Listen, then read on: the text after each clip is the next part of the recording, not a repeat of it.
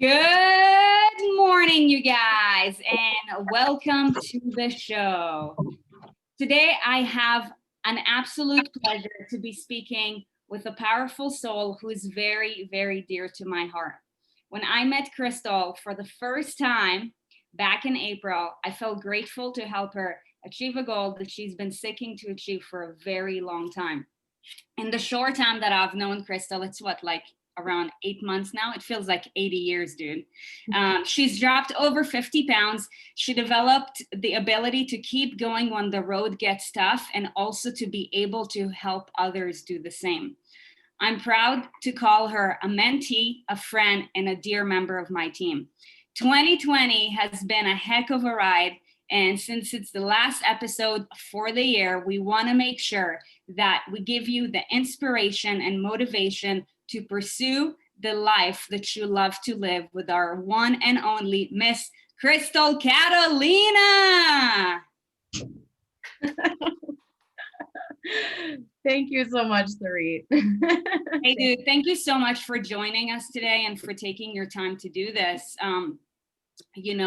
So today we're gonna, really kind of like dissect your journey, for the sake of giving the audience the real truth with regards to what does sustainable weight loss look like and what does it require. And also, how is it that you were able to achieve it? Though you've been attempting to do it for so long. So, if you can take us back to the very beginning, before you joined our ecosystem, when did your weight loss journey actually begin? At what age and what caused it? Yeah, that's an excellent question. First, I just want to say thank you. Like, I'm super honored just to be here. So thank you for asking me to come on here today.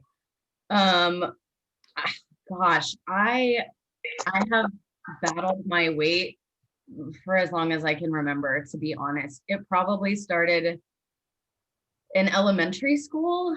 I was a dancer. I was like a, ballet dancer really early on. And I remember being invited to New York to study ballet. And my dance instructor pulled me and my mom to the side after class, and she was like, let's get real. Like, Crystal does not have the body type for, like, as talented as she does not have the body type for this. And I think that really kind of just like set everything in motion for me to just like have the mindset that this is the body type that I have, and it is not the adequate body type. And I also just kind of like had my dad's body type, which is like the traditional Italian, like my dad, imagine like, the guy from Sopranos, so kind of just like this big dude. And there wasn't a lot of modeling, like healthy modeling behavior in the house in regard to health. My mom certainly tried, but we just like she didn't know what she didn't know. And so dad was more like would go all day without eating and then like come home and eat fried chicken. And then mom was more like, let's eat fat free. Like all the fat free stuff was like the craze in the 90s. And so the majority of my eating was pretty carb heavy because it was considered fat free. So I'd have like a baked potato with like fat free sour cream, fat free cheese, and those like fake bacon bits. Yeah. Yeah. I struggled with it my entire life for sure. So, and by the way, Cheryl, you guys, let's give it up to Cheryl, because this is just like completely raw and authentic. And what makes us all human is that we're all imperfect, but as long as we do our best each and every day, that's how we're able to make a difference for our own lives and for the lives of others. But just to kind of like quickly, kind of like loop around what you were saying. So, it sounds as if you grew up in a home where your mom was health conscious, but she had a shit ton of blind spots because you don't know what you don't know. And, your dad, it seems as if he probably followed more of the typical American diet or just lifestyle in general, where it's like, kind of like follow the rat race and eat what's convenient, which ends up being completely shitty for you. So from a very young age, you've been told, I can only assume the amount of limiting beliefs that you had just going into like your teenage years, and I want to hear about that in just a little bit. But you've been told that you're not enough. Your mom is trying to help by doing the best that she can by offering you the right thing. However, your environment is not in alignment with whatever the external standard was set for you by the dance community, correct? Correct. So, going back to the emotional and the mental aspect of that, how did it make you feel? It made me feel like no matter how hard I worked on my craft, my passion, my love for, entertaining others, being on a stage, bringing joy to people, no matter how hard I worked on that piece, I would never be enough because I was just born with this body. Yeah. Oh, that's so powerful. So you basically approached life, thinking that you're just not enough until you're gonna fit into like a certain box. Yeah. Correct? So, okay, let's fast forward, to the rest of your journey. So when did you like start attempting to lose weight? How old would you say you were? The early the most significant thing I remember is I think it was 8th or ninth grade. My mom would like bring me these like chalky shakes to school, and instead of like sitting and eating lunch with my friends, I would like go sit in the car with her and like drink this disgusting shake. Yeah. Yeah, and I mean like it was just I was just like desperate. I was so desperate to fit in, and like be like all the thinner girls in my grade. Wow. By the way, and for those of you guys listening, if you can relate to this, can you please just drop it in the chat box and like share some love and share with us your story, because we'd love to hear that. Man, Crystal, I can totally relate to, feeling as if you're not good enough because of something that you were told by someone, and then feeling desperate to change it, and then basically doing everything that you can, to the extent of during like break you're basically drinking chalk in a bottle, and you're hoping that this magic potion would fix it, but I can only assume that it didn't, because you probably had a lot of blind spots. So what this led to, like, if you can continue sharing with us your journey. Yeah, so into when I went off to college, I just like stopped caring altogether. And like I would just buy all of the junk food and just like binge on junk food and beer. And like the freshman 15 turned into like probably a freshman 50 because I was no longer on the dance team and I wasn't at least getting like that activity. Mhm. And so I just like super ballooned, like college on. And from there, like I think I eventually joined a gym.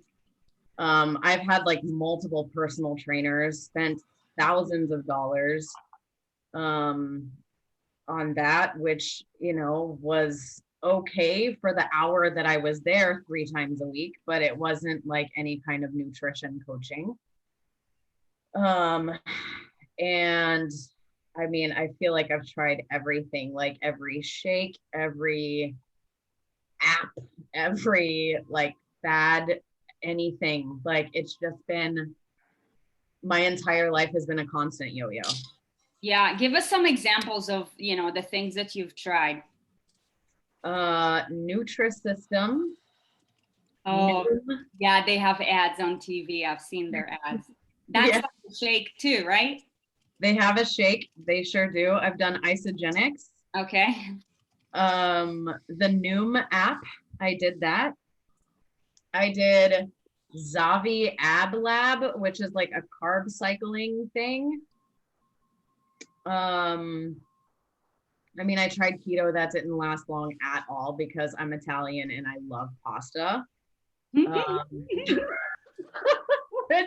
I have found workarounds. Work at this point, I've found workarounds. Like I don't even miss it anymore. But I didn't understand that approach at the time. So that the keto thing didn't work. What else have I tried? So basically, it sounds like, you've tried anything that, was basically like that you were exposed to, and you followed through with it until it didn't work. Now, why did they not work? They didn't work because they weren't realistic. They weren't sustainable.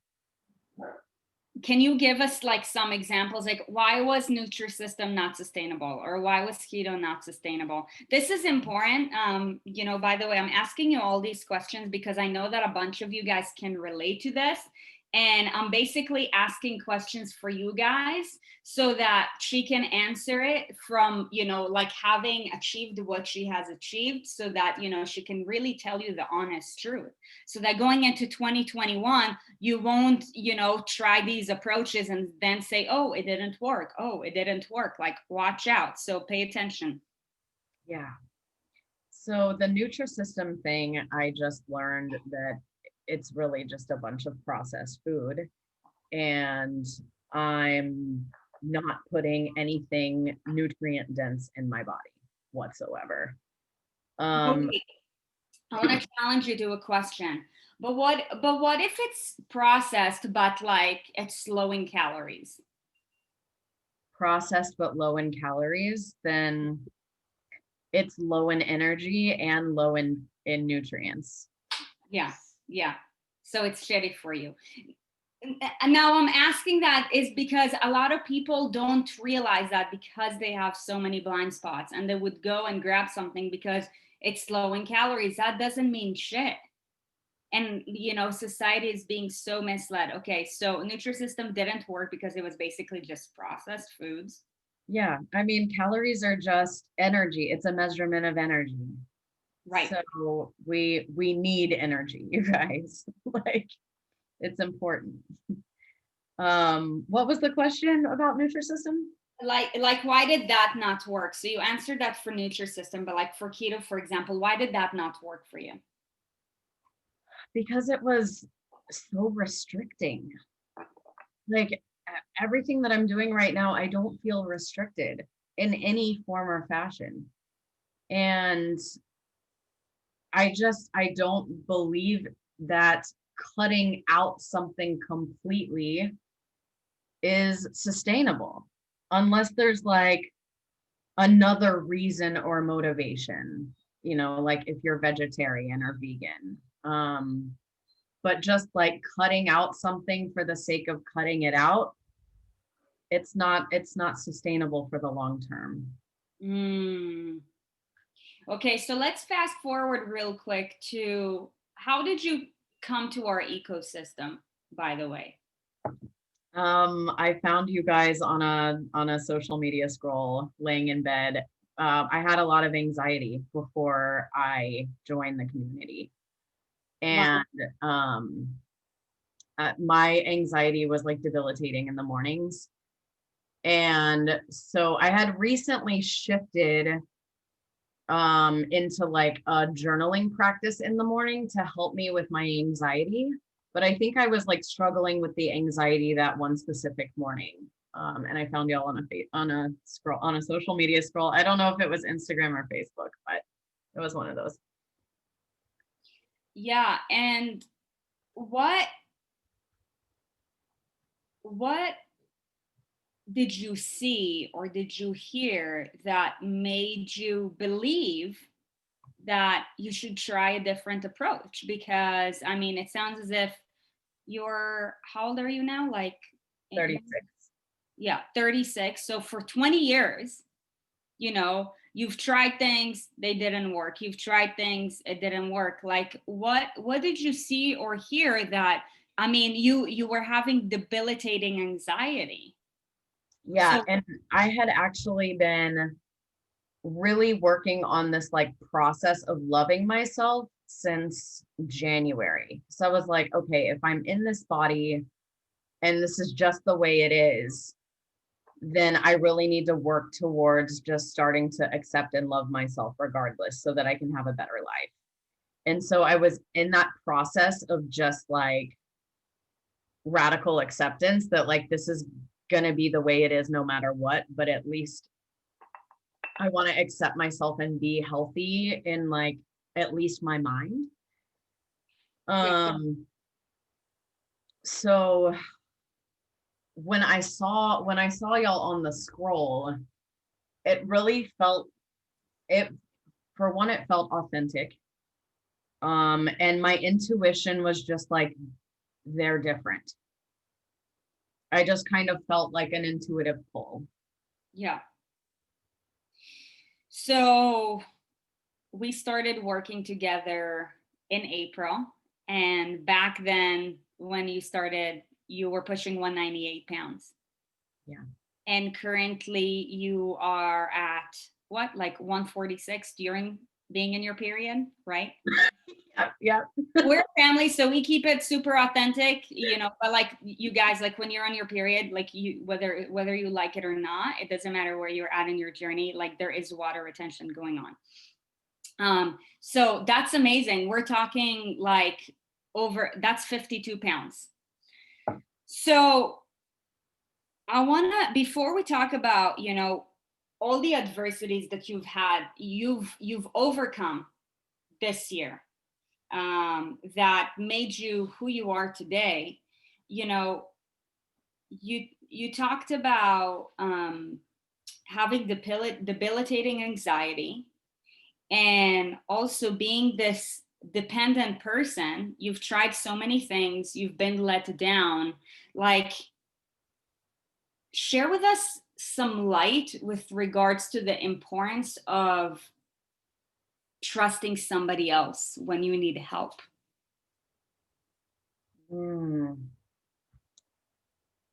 Trusting someone else when you need help, gosh, has been even if you've been let down. Yeah, it's been invaluable. I mean, the process of mentorship has been everything for me, and having the mentorship access on a daily basis and not just like 3 times a week when I go into the gym, is everything. Because as a question pops up, as I have anxiety, as I go into some kind of like PTSD spell because some trigger has popped up, like I literally had you in my pocket at all times. And so like having someone who's been there, done that, is ready to, believes in me right off the bat and is ready to pull me up out of whatever I'm going through at the time, it's invaluable. It's been everything. Like having that solid rock to lean on no matter what's going on, has made all the difference in my success. Like I'm not doing this alone for the first time. I'm not doing it alone. That is so powerful. That is so powerful. And, you know, you guys should probably write this down. You should never do anything alone. Anything that you want to accomplish, don't try to do it on your own. But this is really important because I believe that as women, you know, like being caregivers, being, you know, like independent, like, you know, especially if you're a go-getter, like, you know, relying on somebody else is not something that's normally in our nature. So that's why it's important to talk about that. But, you know, let's go back to April. Okay. And if you can share with us, you know, just like, you know, if I'm telling you, okay, like describe your journey from like April to now, like what are some either like really funny things that you'd say, like, you know, looking back, you're like, oh my gosh, I can't believe I used to do this, or just like completely like traumatizing things that like, you know, you've overcome? Like what hills and mountains have you climbed? Yeah, I remember on our first success call, like you always take us through like our targets, like we collaboratively figure out our targets. And then at the end, you're like, okay, girl, like on a scale of 1 to 10, how confident do you feel that you can follow through? And I think I said like an 8 or a 9, and you were like, okay, what's holding you back from being a 10? And I was like, I do not want to meal prep. Because and that the fear of that, of me committing to that, was that I knew I had tried meal prepping so many times in the past and it failed. Like I would do it like consistently, just like 1 to maybe 4 weeks, like tops. Um, and then like I would fall off because I would always do it. I would try to do it all on Sunday and it would take up my entire Sunday. And I didn't want to take up my entire Sunday because I was usually drinking all day Saturday. You know, like I needed to recover on Sunday. And so yeah, like I definitely didn't want to meal prep back then. I was drinking a lot, a lot. And like I didn't even like I've never considered myself having an alcohol, you know, dependency, but I was using alcohol mindlessly without intention. Like how? Pretty much doing everything without intention. Um, so I'm a therapist by day, and I would just like it was my way to unwind. I would come home and I would have 1 or 2 margaritas, you know, like once I got home, it was my way to unwind. And then the weekend, I would either be like roller skating or paddling the lake or doing something like active, but it always involved alcohol. Like I would always take booze with me. Yeah. So, yeah, all of that was just kind of like everything went with alcohol for me. And like, I didn't see the issue with it. Because it was just like because it's normalized in society. And by the way, you guys, there's nothing wrong with alcohol, but you know, when you approach things that, you know, could hinder your progress and you're being unintentional about it, like that adds up. I'll never forget the one day when you went paddleboarding for the first time, like without, you know, drinking any alcohol. You're like, girl, I can't believe I used to paddle and like just like carry with me like a 12 pack. Yeah. Yes. Yes. Like I had my bungee cord with like my giant cooler on the back of the paddle board. Like I don't even need that anymore. Now I got my little like camelback on my back and I got my water and I'm good. Like, You know, I want to touch base a little bit. So one thing that you didn't feel ready to do was meal prepping. Now, could you shed a little bit of light with regards to, let's say, you know, one of the audience listening right now, you know, they've been given a strategy to work with, but they're just resistant to it. So they know what they have to do. It has been broken down for them, but they just don't want to do it. How did you come around to start doing it? I started off in baby steps and like just really basic stuff that wasn't like super involved recipes. Um, just like some real basic stuff um like ground turkey. I would do like ground turkey.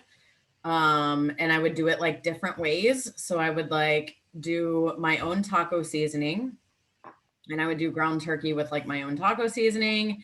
And then I would do ground turkey with like an Italian seasoning. And so I would like have my protein ready to go and just like create different meal combinations with kind of the same protein for the week. Just like make it super simplified. Like it does not need to be all these like extravagant recipes. And if you've never done a recipe before, like it's going to take more brain power than if you've done it before. So keep that in mind. So like then I started moving into like doing things that I was used to doing, and I would add in just one new recipe and try one new thing instead of trying like 5 recipes for the whole week, like it's just too much at one time. It's jumping the death gap, like Yeah, Erin. yeah, yeah, absolutely. What would you say was the biggest misconception that you've learned throughout this journey? The pseudo health foods, because I was just raised on them. Yeah. Like what are they? Give me some examples. All of the foods that are processed but labeled as healthy. So Mm. like the Fiber One bars or like Oh my gosh. Those are so good. I used to be a victim of that shit too. yeah, even The like chocolate peanut butter one, right? the Cliff bars. Like I used to love the Cliff bars, like the white chocolate macadamia nut ones were like my jam. But like it's all just crap. Like, and I think that's been the biggest eye opener for me is like, dude, it's like all this time I really thought I was doing all the right things. And it's like, no wonder I was fat. Like, it's so disheartening and almost like maddening how it's legal for all of these food manufacturers to label all this and just lie to everyone. It's insane. Yeah. Yeah. I want to talk a little bit more about your journey, but I want to so you're a mental health specialist, and being a mental health specialist, and before you started this journey, you said that you also had debilitating anxiety. Now, how has learning how to take care of yourself affect your own mental health journey? Hmm. Taking care of myself has increased my confidence as well as um, increased my ability to follow through with my integrity, Mm, which helps me to rest easier at night because I'm following through instead of knowing I'm not following through and it just like making me feel like shit. so I want to ask you like just like a real talk question, because this is going to be harsh, but the point of this is to inspire. So you've been a professional for a really long time and you're great at what you do. There's no doubt about it. But imagine millions of people seeking help from millions of other people who are professionals but are not actually well themselves. Like knowing what you've accomplished now, like how does that make you feel about society in general and everything that's going on? Yeah, I think that's so common. I think, a lot of people who have struggled get into mental health in order to help others without realizing that like it hasn't come full circle for them yet, or they still don't know what they don't know because graduate school only teaches so much. Like it's not, it's teaching like theory, but it's not teaching application. And it's also not teaching about energy and abundance mindset. And, it's not teaching all these things. It's teaching about like the warning signs and symptoms of depression and anxiety. And there are some coping skills that are being taught, but like the whole picture isn't being taught. It's this just like the fitness and nutrition industry where people have the best of intentions, but they're not teaching the full picture like y'all are. Yeah. So it's unfortunate. And I certainly just like with anything, you have to do your research in, whatever mental health professional you're seeking, because not everyone is practicing what they're preaching. And a lot of them aren't even preaching the full picture. Yeah. Yeah. Thank you for sharing that. This because I just wanted to challenge you based off of your own experience to see if we're in alignment with that. Of course, I could only suppose that we are, but it's the harsh truth, and I feel like so many people don't realize that. So thank you for just shedding light on that. What Yeah. would you say was you've learned a lot of lessons about yourself and about life and about your body in 2020, right? Yeah, for sure. What would you say was the one most transformative lesson that you've learned this year? I think the importance of heart mind coherence in the process of manifestation, and that it will happen faster if the heart and mind are in full alignment with one another. Okay, I gotta stop you because a lot of people are like, wait, but I thought we're talking about weight loss. So like now we're talking about manifestation. Like, what does that have to do with weight loss? So, shed a little bit more light with regards to like, what do you mean by heart mind manifestation? And if, you can give us some examples of like the tools that you've implemented. Sure. Yeah, I mean, my body has always been the thing that I felt like was holding me back. And I always felt like I had the power to manifest other things in my life, but it's like my physical body was the thing that I was just like, I'm really not sure. I'm really not sure if I can ever make this happen the way I want to happen. Maybe I'm just stuck with this, And so I think like I'm talking about manifestation in regard to my weight loss because it was the thing that felt most impossible for me. And so when I started utilizing these principles in regard to my weight loss, I really just started seeing the weight fall off in a way that actually it didn't feel restricting. It didn't feel like white knuckling for the first time. Like always in the past, it always felt like this is so hard, like I'm doing it, but it's so hard. And so the process of heart mind coherence is really like, we hear about affirmations and how affirmations work. And an affirmation is just basically saying, I am blank, and filling in the blank with whatever you want to bring about in your life.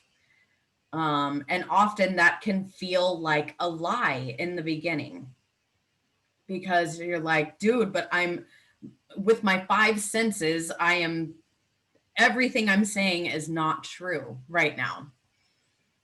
But the heart, bringing the heart in, if we become grateful for where we are right now, and consider the future with our mind, it will start this energy flow of creating what our minds are seeing. So we're in a constant state of creation, whether we realize it or not, because our thoughts and our emotions are creating our reality. But a lot of times we get caught up in this loop of dwelling on the past, remembering the past, and having strong feelings about the past. Then we just keep getting stuck in this creative loop of life keeps bringing us what we experienced in the past over and over again. It just keeps happening because we're in this like domino effect. So if we can start the process of creative visualization in our minds through affirmations, through creative visualization, closing our eyes, imagining what it feels like, imagining what it looks like, what it tastes like, what it, all of our senses, imagining all of our senses in the mind of what we want. But then that's also not enough because we have to have the heart coherence too. So it's actually like feeling the feelings, not just having the thoughts. Because if we just have the thoughts, but we have resentment about the thoughts, or we have limiting beliefs about the thoughts, then it's just, the thought is just going to stop there. It's a great start, but the speed of the manifestation happens with the heart and mind both working together.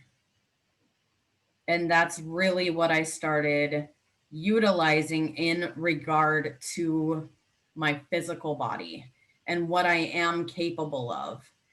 And I just started imagining what it would feel like, what it would look like. I started walking around my house in like hardly any clothes and just pretending like I was comfortable, even though I wasn't. Like it's just, you got to get in that place of heart and mind. And also like the heart piece is a gratitude for where you are currently, a realization that, yeah, I'm not comfortable with my flabby stomach, but man, I'm sure grateful that I can walk around. I'm grateful I can try these new things. I'm grateful I can, it's being in a state of gratitude for where you are now while also imagining the next thing, the next level up. And the brain does not know the difference between whether you have it here and now or whether you're just imagining it. So they did like a research study on Olympic runners, and they had electrodes hooked up to their heads, and they had them actually run on a track. All right. And the gun went off and they ran on the track and they passed the finish line and the tape went across their chest. And then they had the same electrodes in a lab, sitting in chairs. And they told them to imagine all the same things. Imagine the gun going off. Imagine you start sprinting from the line. All of the same areas of the brain lit up, whether they were doing it or sitting in a chair and imagining it. Our brains don't know the difference. So it's easy to be like, yeah, this isn't going on for me right now. But really, when you're in that process of creative visualization, you are creating, and the brain doesn't know the difference. So the more you practice it, then the more life will actually bring it to you faster. So what you're telling me is that we really all are capable of achieving the body and life that we want to, yeah? Yes. How would you challenge who would tell you, yeah, but Crystal, I'm going through X, Y, and Z? Yeah, there's a reason you're going through XYZ. And often, so there's three signs that your manifestation is on the way. One is loss. So if all of a sudden you start losing things, the universe is making way for your new things, your manifestation. Another way is through like odd requests and like odd circumstances start popping up. And a third is through tests and challenges. And the universe is like asking you, like, how are you going to respond to these tests and challenges? Are you going to let it take you down? Or are you going to be like, oh, it's all good. I'm still grateful. I'm still grateful. I know this is happening. It's like it takes an act of faith and trust in the universe. Like when you put a seed in the ground, it's not an instant oak tree. You got to wait a while and tend to the soil. So there's like that time, there is a little bit of time piece that goes into it. But the tests and trials and tribulations, we learn through those processes too. Nothing, it's not supposed to be easy. Nothing comes easy. Yep. Yep. Everything just is. It's up to us to hear the blessing and to take the right action, regardless of what's going on. So, just to challenge anybody who wants to challenge you. Okay, I want to challenge them by can you just share with us like some of the catastrophic things that happened in your life in 2020? Because a lot of people, oh God, she's just saying it. She's just, she's great with mental health, so she has this gift, blah blah blah. Like, I know that you've been through some shit, and like we had to like support you, and probably you've been through the most shit out of, if I can think about, out of probably all of my clients this year. wow. Like, no joke. Or maybe not, but they just haven't spoken about it, and you did every single time. But just name off a few. I've had both of my dogs pass away within the last few months. And what's really interesting about that is like I was in the process. So I've been doing this like manifestation process of like, I'm working on moving to Miami. And so I took my third dog to the beach in Miami. It was in Miami in my head. I took my dog to the beach that morning this past weekend. And we had a beautiful time on the beach, and I got home and the other dog had traumatized herself. And it's just like, dude, like that's the sign. It was like I had a moment where I was like, I shouldn't have gone to the beach. I shouldn't have gone this morning. And I'm like, no, like the universe is like, you're working on this. And so we're going to take this away from you. This dog being in your life represents your old life. You've had her for 9 years. She's been with you in that old life. And now you have this new dog in this new life, And so that was like another sign. It's like of loss. Like the universe is taking things away to make room for the new. What else? I quit smoking. That was like a huge challenge for me. Quit smoking cigarettes. My roommate, I discovered, was doing drugs. So I had to kick him out. I had a house fire that triggered me into like a whole PTSD episode. How about the hurricane? Oh God, the hurricane. Yeah, a hurricane was on its way, and I was all up in anxiety over that one, and trying to prepare for that one. We're in Hurricane Alley, so I had another hurricane, the year before, and it was pretty bad, and so I was freaking out over the possibility of this next one, which didn't even hit us. It was fine, but I was in freak out mode with the news like really made it seem like it was going to be bad. Yeah, but the news makes everything seem like it's going to be bad. So, duh. Mm-hmm. So and that's aside from the obvious that, like the things that everybody is going through, like in the world right now, with the coronavirus, of course, this year. The elections happened. So, you know, like there is a shit show going on, but just because there is a shit show going on doesn't mean that your life has to be a shit show.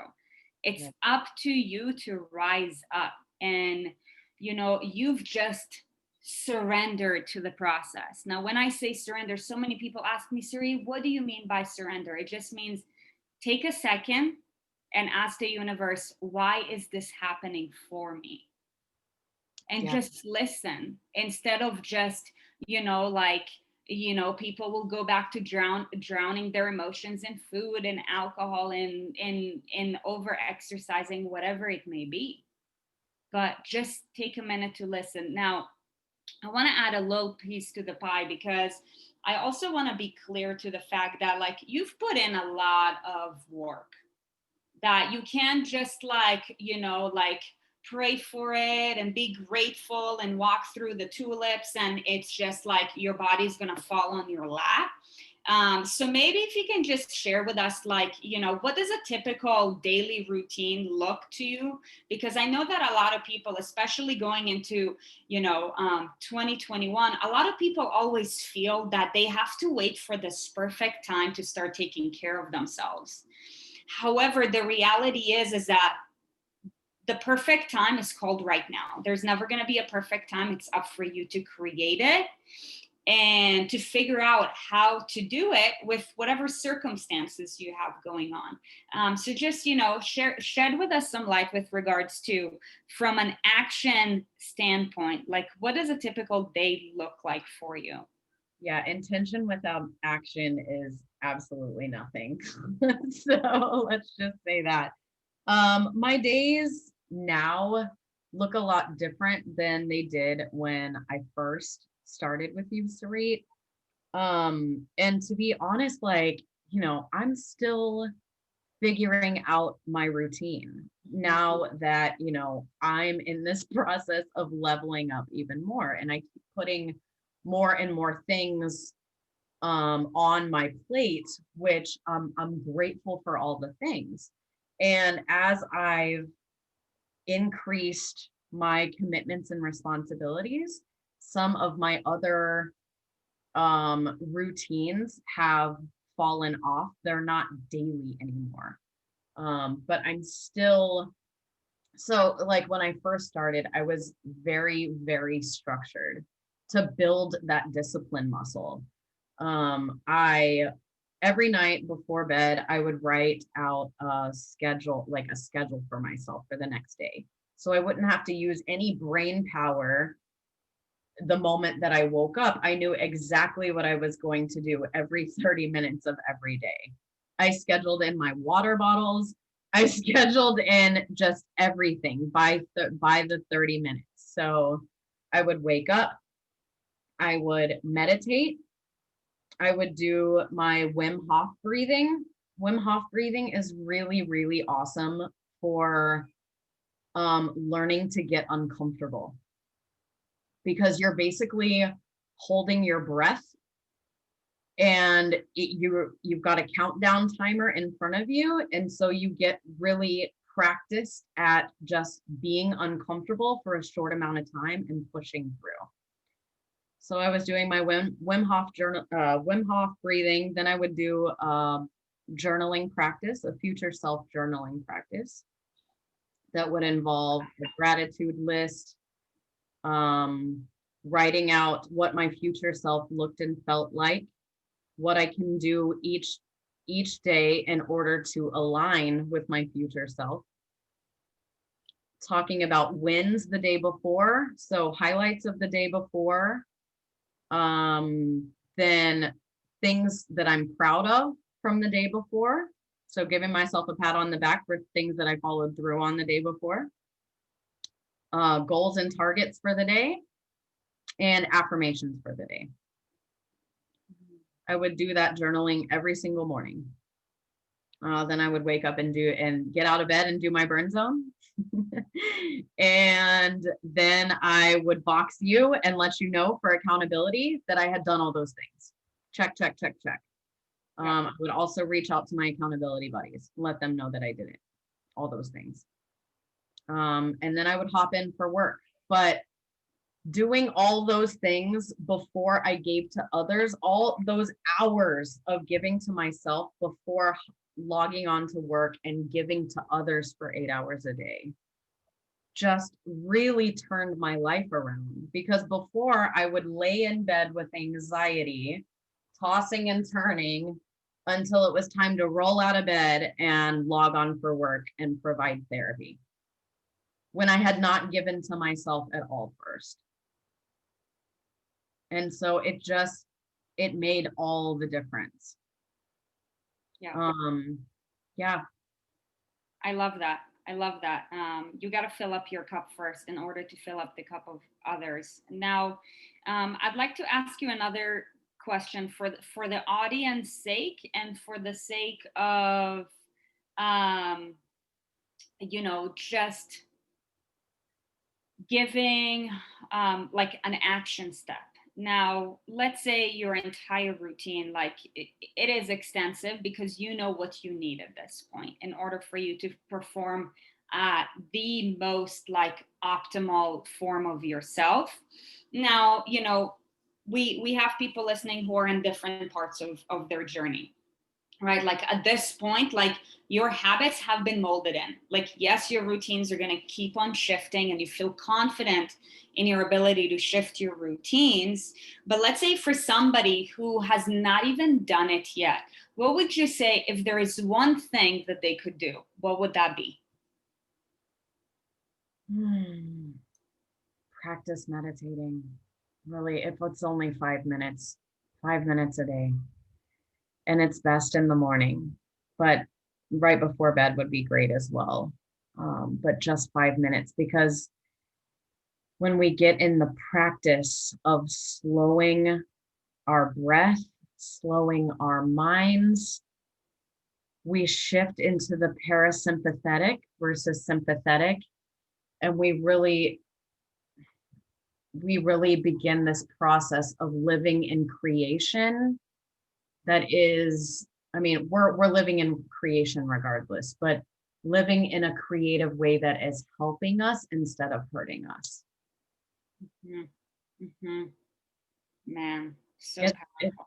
it can be really challenging. I understand, like, meditation, a lot of like meditation and mindfulness has gotten a bad rap as well, because it's kind of like a trend, Yeah. but it's really just the process of slowing down. And there's nothing to be intimidated by. There's no wrong way to do it. There's lots of ways to do it. There's lots of apps that can help. But it's really just the process of sitting down and either paying attention to your breath. You can pay attention to a lit candle and kind of lighten your gaze. You can count your breath, and it's not about like, oh, I can't quiet my mind. Like, you don't have to quiet your mind. It's the process of learning to notice your thoughts without becoming reactive to them. So as they come up, it's okay. Let them come up, observe them. Just don't like run off with them. And if you do run off with them, that's okay too, but remember to come on back. And it's this process of practicing not becoming reactive, which can be really helpful in regard to weight loss, right? Because we become reactive with, emotional eating. We become reactive in like really any kind of compulsive behavior. So it's the process of learning to not be reactive. And that is just so helpful in so many arenas of life. Man, so powerful. Dude, you're awesome on so many levels. You guys, isn't she great? Drop a heart. There we go. There we go. Guys, thank you all so much for being here. This is amazing seeing you all here this morning. Okay, so if somebody wants to connect with you, for one, can they? And for two, where can they find you? Absolutely. My Instagram is Catalytic Cat, at Catalytic Cat. And I think you all have no problem finding me on Facebook. Yeah, absolutely. So, I mean, to the girl who went from having been told, in her early days that her body is in the way, to having basically gone through all the steps in order to realize and manifest to reality that your body is a vessel.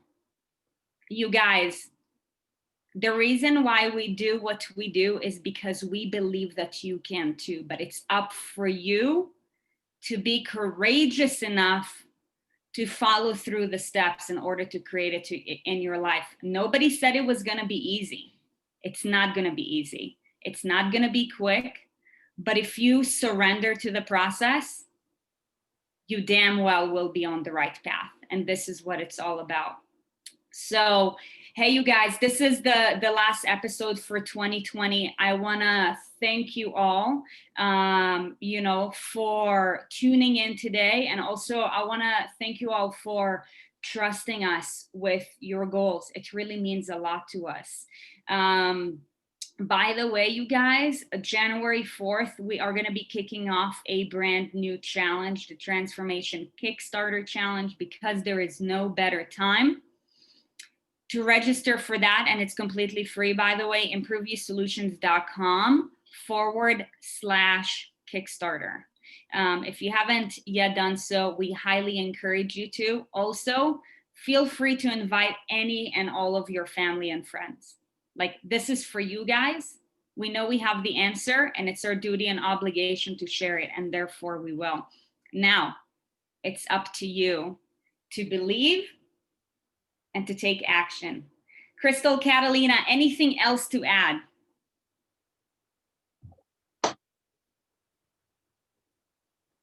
I don't know. I feel like we said it all. You guys, I believe in all of you. And if you just have any extra questions or want help with meditation or any recommended reading or audiobooks or anything like that, feel free to reach out to me. Like, I'm here to support you all. I feel so blessed that I am on this team now. And if I can just impact just one of you in the way Erin and Sarit have impacted me, like, I feel complete. So please don't hesitate to reach out to me. I'm here to support all of you.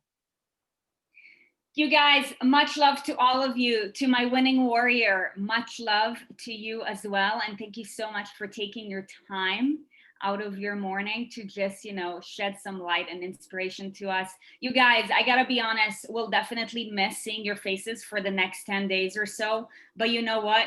We have to tune out in order to create more better stuff for you in 2021. So this is a part of the process, slowing down in order to speed things up. We love you guys. We're grateful for you. We're wishing you happy holidays and a very happy new year. And we will see you in the Transformation Kickstarter Challenge, January 4th, 2021. Let's do this, you guys. Take care. Much love.